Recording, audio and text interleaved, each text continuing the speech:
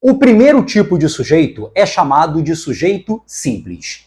Como você precisa compreender o sujeito simples? Primeiro, como sendo o tipo de sujeito que estará expresso na estrutura da oração e será constituído por um único núcleo. Ou seja, o sujeito simples é aquele que vai apresentar apenas um núcleo sobre o qual recairá a declaração do predicado. Por exemplo, na oração, aqueles livros antigos me traziam doces recordações. Toda análise sintática deve começar pelo verbo. Identifico o verbo e faço aquela perguntinha de sempre. O que me trazia doces recordações? A resposta será aqueles livros antigos. Assim fazemos a nossa linha imaginária separando o sujeito do predicado.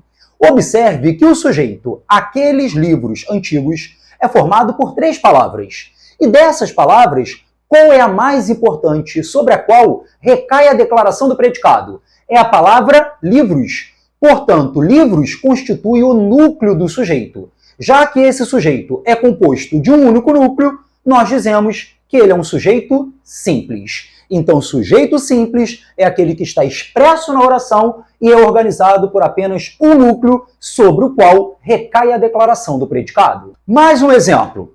Eram controlados por uma teocracia politeísta os povos do Oriente Próximo. Primeiro passo da análise, localizar o verbo, que neste caso é uma locução verbal. Eram controlados. Assim nós perguntamos, o que era controlado por uma teocracia politeísta? A resposta será os povos do Oriente Próximo. Assim fazemos a nossa linha imaginária para dividir o sujeito do predicado. Observe que a oração aqui está construída em ordem inversa. Primeiro veio o predicado e o sujeito no final. Veja, portanto, que o sujeito está expresso na oração. Agora, o próximo passo é identificar o seu núcleo ou os seus núcleos. O sujeito é os povos do Oriente Próximo. Observe que, formando o sujeito, tem a preposição de também. E você aprendeu na aula passada que o que vem depois de preposição não pode ser núcleo do sujeito. Assim, o núcleo do sujeito será a palavra mais importante das duas que aparecem antes da preposição.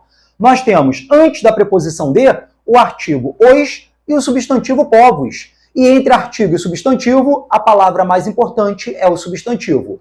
Portanto, o núcleo do sujeito aqui é o substantivo povos. Nós temos, portanto, um único núcleo sobre o qual recai a declaração. Assim, nós classificamos o sujeito, neste caso, como sendo um sujeito simples. Mais um exemplo. Na oração, quantos irão ao passeio? Localiza o verbo, irão. Assim, nós perguntamos, quem irá ao passeio? A resposta será quantos. Assim, nós fazemos uma linha divisória aqui para reconhecer de um lado o sujeito e do outro o predicado. Observe que o sujeito nesta oração é o pedaço da oração, é a posição da oração em que recai uma palavra, que é um pronome interrogativo, que está desempenhando o papel de sujeito. Veja que o sujeito aqui é formado por uma única palavra. Assim, essa palavra única constitui o núcleo do sujeito. E já que o sujeito tem apenas um núcleo, neste caso, ele é classificado como um sujeito simples. Então, não esqueça isso. Sujeito simples é aquele que está expresso na oração e é constituído por apenas um núcleo, uma referência, um referente sobre o qual recai a declaração do predicado. Agora, turma, enquanto o sujeito simples é aquele que está expresso e é formado por um único núcleo, o que nós chamamos de sujeito composto é aquele sujeito que também estará expresso na estrutura da oração, porém, ele será formado por 2 ou mais núcleos.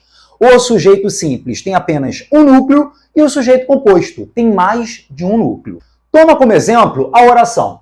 Os meninos e as meninas uniram-se em prol do nosso projeto. Primeiro passo, localizar o verbo, uniram. Assim perguntamos, quem se uniu em prol do nosso projeto? A resposta será os meninos e as meninas. Assim fazemos a nossa linha imaginária ali para separar os 2 constituintes básicos da oração, o sujeito e o predicado. Observe que o sujeito é formado por 5 palavras. E dessas 5 palavras, neste caso, quais são as principais sobre as quais recai a declaração do predicado? são as palavras meninos e meninas, que constituem núcleos do sujeito.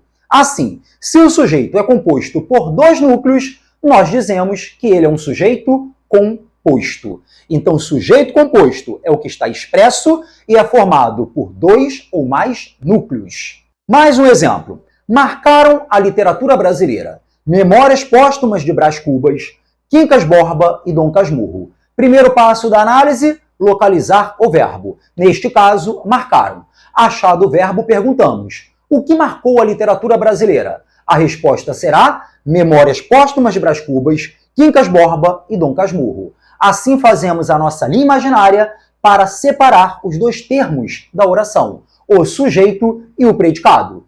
Observe que nesta construção inversa, o sujeito apareceu no final da oração. E veja como o sujeito está constituído. O sujeito é constituído por nomes de 3 obras literárias do Machado de Assis: Memórias póstumas de Brás Cubas, Quincas Borba, Dom Casmurro. Assim, o nome de cada obra literária constitui um núcleo do sujeito. E se o sujeito aqui é formado por mais de um núcleo, ele deve ser classificado como sujeito composto. Portanto, turma do meu coração, não há razão para confundir sujeito simples com sujeito composto. Ambos estarão expressos na estrutura da oração, porém o sujeito simples será constituído por um único núcleo, um único referente sobre o qual recai a declaração do predicado, enquanto o sujeito composto será formado por 2 ou mais núcleos, ou seja, por 2 ou mais referências a coisas ou pessoas sobre as quais recai a declaração do predicado.